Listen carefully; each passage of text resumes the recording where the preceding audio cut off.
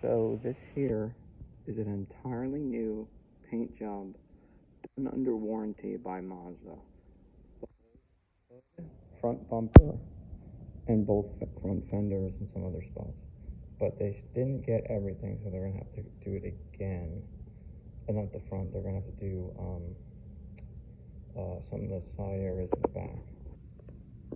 So folks, this is what a $7,000 paint job for only a third of the car looks like.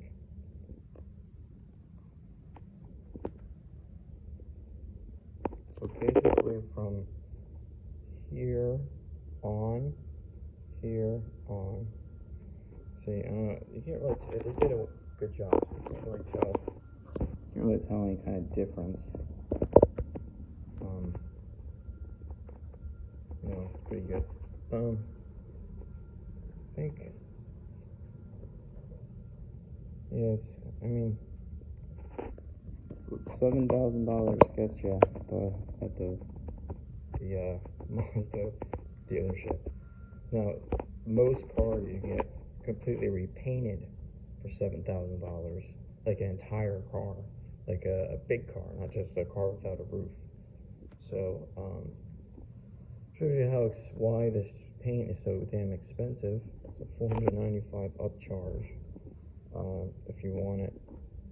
Whereas colors like black, white, one of the whites, ceramic, they used to have that, not anymore. I think a couple of the other colors are upcharged, but this is the most expensive one. And it's not a surprise.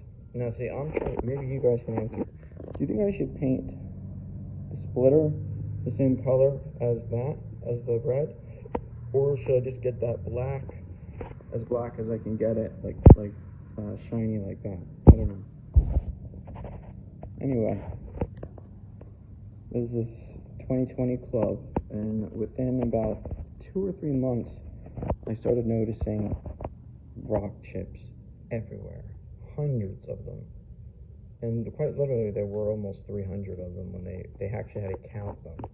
I saw a picture of the car. They put a yellow dot where every single rock chip was.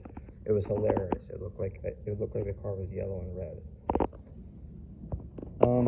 As far as other things going, still have not put on the Brembos. As you can see, look how puny those calipers look. And still have not done anything with side skirts. And also, I removed the OEM splitter. I'm going to swap it with, I think, something from Miata. So anyway, that's what a new paint job from Mazda looks like on a car that's been out for 2 years.